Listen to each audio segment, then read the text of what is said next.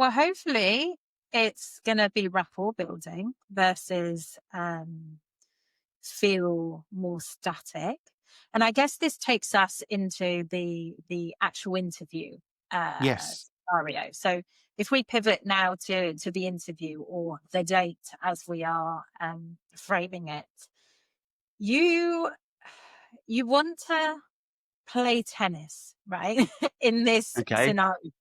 So I use certain analogies and metaphors when I coach people on interview skills, and tennis is one of them, right?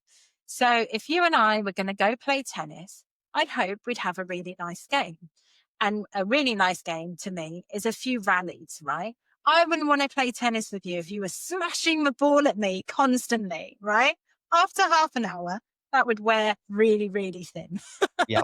Yeah. It And wouldn't happen with me. Let me tell you, Marilyn, I'd be lucky to get it across the net, but okay. But if we come away from that tennis game and we've had some nice rallies, we've had some exciting moments, we've maybe learned how each other play, um, we've uh, we've had some good conversation during that time. That feels good, right? So an interview or a date is a bit like a tennis match.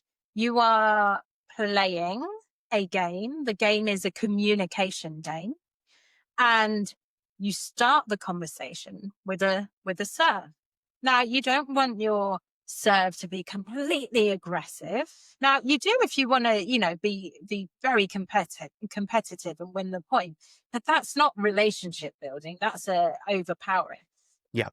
So I might do a lovely serve to you. You might throw the ball back to me, and we'll find our pattern of back and forth.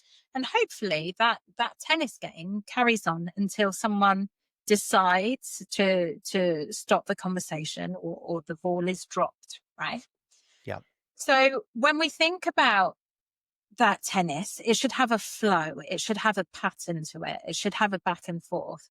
And that's where we want to get to in interviews. We don't want it to be question, answer, stop, question, answer, stop. A lot of interviews are like this, but if you can get a natural back and forth going, it feels pretty good. And you feel like there's a cadence, a tempo to the game. How do you do that if, this is very bad interviewing technique, but I'm going to be deliberately sort of extreme. I'm interviewing you and I've got my 10 questions that I want to ask you. I want to go 1, 2, 3, 4. I'm going to get my answers and then I'm done. Um, if I ask you 1 or 2 questions and you begin that of asking me questions back, now I'm out of control. Well, hang on a second. I should be asking you question 3, not responding to your question. That's deliberately extreme, I know, but Yeah.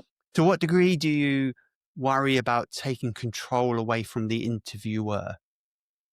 Yeah. Okay. That's a great question. So you've got to think about your player, right? Your interviewer is your player. And if a player doesn't want to play the game that certain way, you've got to choose whether you play it their way and then try and bring in a bit of your game towards the end, whether you persevere, but know that there's a risk that you might lose agreement in, Yep. in, in pushing forwards, or you follow their pattern and realize, oh, this isn't quite the game you wanted to sign up for. So yeah, there's a bit of assessment that has to happen in your mind as to, okay, reading the person, reading that player. They're clearly someone who's very structured and doesn't like to deviate from that structure. How far do I push and try to bring a bit of flexibility in before it gets uncomfortable and I lose that rapport? So now's probably a good time to talk about rapport building. Yep. Rapport building, like I mentioned, is this sense of commonality. I like you, you like me. We've got a nice relationship going. In dating, you will get that sense of rapport very quickly, right? You walk into a date, Hmm. the way the person stands up to greet you or not, right? Or Hmm. not, Hmm. will either encourage rapport or break rapport, or weaken rapport. The way the person shakes your hand, if they give you a really tight squeeze, that can also change the level of rapport, right? Everything we do in this tennis game, we are changing or potentially elevating that level of rapport, that sense of relationship. And so it's really important to be aware of rapport all the way throughout the interview. You've got to like tune into your gut, tune into all your senses, and really keep thinking, am I in rapport with this person now? Does it feel like there's this good back and forth? Or do I need to do something to get back in rapport? Because you can be in a very nice rapport building conversation and something happens, e.g., they ask you a hard question, you fluster, the conversation loses its flow. Maybe you forget what you were going to say. Then you Yeah. start being overly critical, going, "Oh my gosh, I've completely failed. This is awful. Like I'm never going to get this interview." Da, da, da, da, da, da. You're in your head, and in your head, you can't be in rapport because you're thinking about you, not them, and it should be about them.